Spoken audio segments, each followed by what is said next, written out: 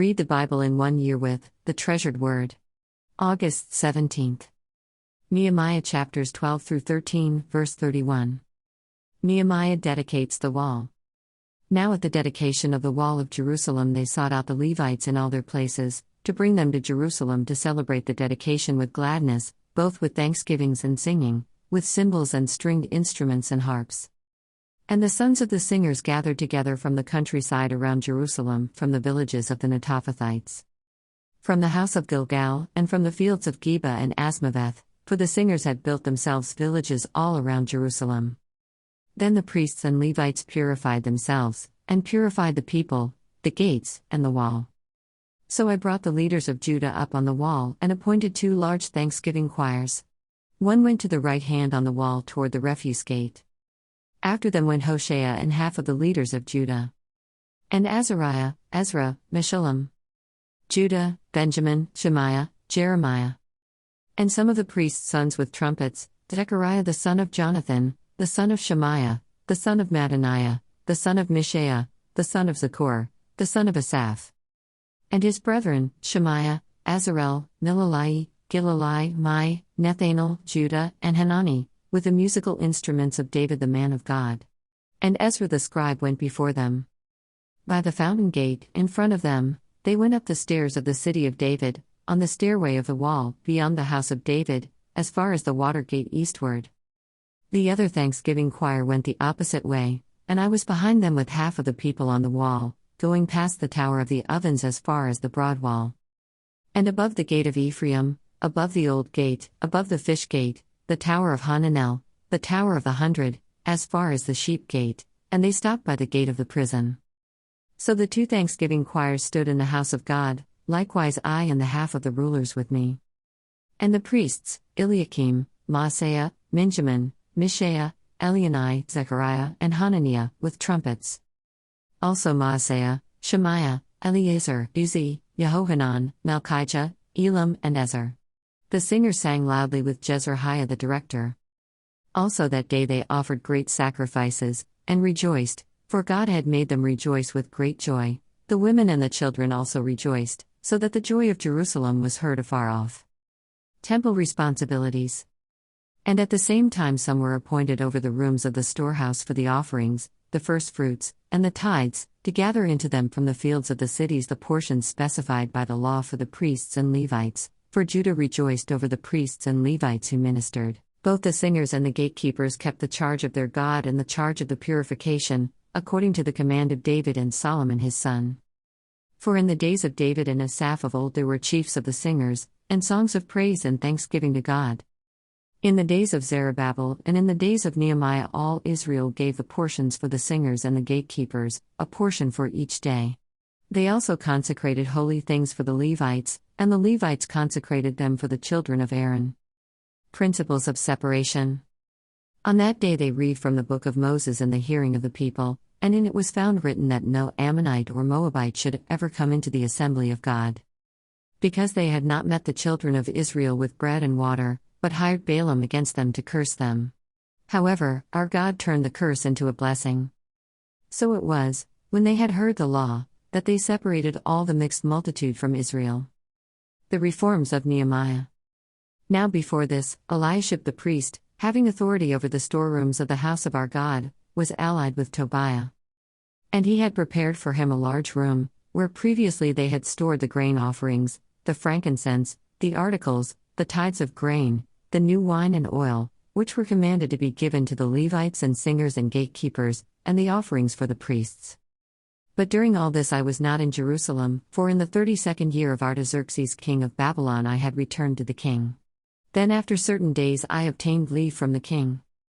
And I came to Jerusalem and discovered the evil that Eliashib had done for Tobiah, in preparing a room for him in the courts of the house of God. And it grieved me bitterly, therefore I threw all the household goods of Tobiah out of the room. Then I commanded them to cleanse the rooms, and I brought back into them the articles of the house of God, with the grain offering and the frankincense. I also realized that the portions for the Levites had not been given them, for each of the Levites and the singers who did the work had gone back to his field. So I contended with the rulers, and said, "Why is the house of God forsaken?" And I gathered them together and set them in their place. Then all Judah brought the tithe of the grain and the new wine and the oil to the storehouse.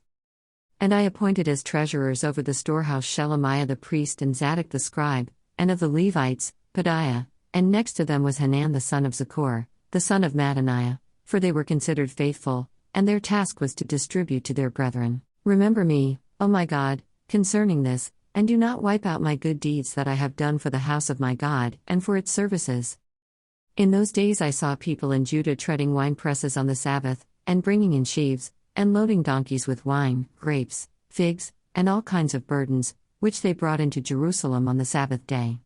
And I warned them about the day on which they were selling provisions. Men of Tyre dwelt there also, who brought in fish and all kinds of goods, and sold them on the Sabbath to the children of Judah, and in Jerusalem.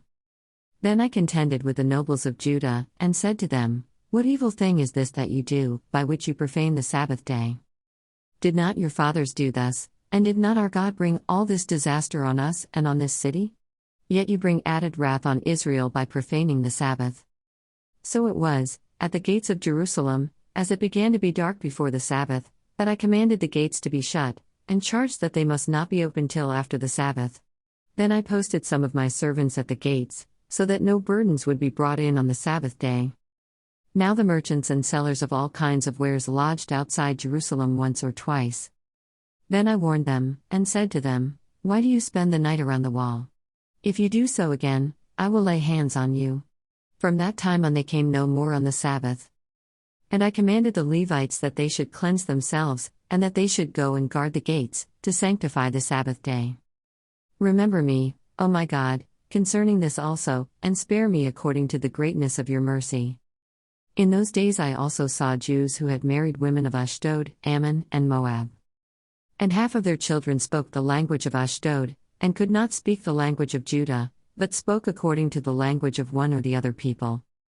So I contended with them and cursed them, struck some of them and pulled out their hair, and made them swear by God, saying, You shall not give your daughters as wives to their sons, nor take their daughters for your sons or yourselves. Did not Solomon king of Israel sin by these things? Yet among many nations there was no king like him, who was beloved of his God, and God made him king over all Israel. Nevertheless pagan women caused even him to sin.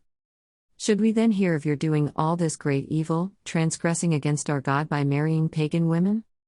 And one of the sons of Joiada, the son of Eliashib the high priest, was a son-in-law of Sanballat the Horonite, therefore I drove him from me.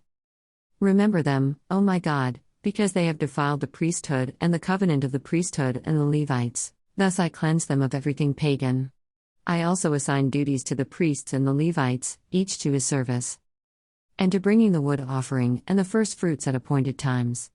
Remember me, O my God, for good. 1 Corinthians chapter 11, verses 2 through 16. Head coverings. Now I praise you, brethren, that you remember me in all things and keep the traditions just as I delivered them to you. But I want you to know that the head of every man is Christ, the head of woman is man, and the head of Christ is God. Every man praying or prophesying, having his head covered, dishonors his head. But every woman who prays or prophesies with her head uncovered dishonors her head, for that is one and the same as if her head were shaved. For if a woman is not covered, let her also be shorn. But if it is shameful for a woman to be shorn or shaved, let her be covered. For a man indeed ought not to cover his head, since he is the image and glory of God, but woman is the glory of man. For man is not from woman, but woman from man. Nor was man created for the woman, but woman for the man. For this reason the woman ought to have a symbol of authority on her head, because of the angels. Nevertheless, neither is man independent of woman, nor woman independent of man, in the Lord. For as woman came from man, even so man also comes through woman, but all things are from God. Judge among yourselves. Is it proper for a woman to pray to God with her head uncovered? Does not even nature itself teach you that if a man has long hair, it is a dishonor to him? But if a woman has long hair, it is a glory to her, for her hair is given to her for a covering. But if anyone seems to be contentious, we have no such custom, nor do the churches of God. Psalms chapter 35, verses 1 through 16. The Lord the avenger of his people. A psalm of David. Plead my cause, O Lord, with those who strive with me, fight against those who fight against me. Take hold of shield and buckler, and stand up for my help. Also draw out the spear, and stop those who pursue me. Say to my soul, I am your salvation. Let those be put to shame and brought to dishonor who seek after my life, let those be turned back and brought to confusion who plot my hurt. Let them be like chaff before the wind, and let the angel of the Lord chase them. Let their way be dark and slippery, and let the angel of the Lord pursue them. For without cause they have hidden their net for me in a pit, which they have dug without cause for my life. Let destruction come upon him unexpectedly, and let his net that he has hidden catch himself, into that very destruction let him fall. And my soul shall be joyful in the Lord, it shall rejoice in his salvation. All my bones shall say, Lord, who is like you, delivering the poor from him who is too strong for him, yes, the poor and the needy from him who plunders him. Fierce witnesses rise up, they ask me things that I do not know. They reward me evil for good, to the sorrow of my soul. But as for me, when they were sick, my clothing was sackcloth, I humbled myself with fasting, and my prayer would return to my own heart. I paced about as though he were my friend or brother, I bowed down heavily, as one who mourns for his mother. But in my adversity they rejoiced and gathered together, attackers gathered against me, and I did not know it, they tore at me and did not cease. With ungodly mockers at feast they gnashed at me with their teeth. Proverbs 21:17-18. He who loves pleasure will be a poor man, he who loves wine and oil will not be rich.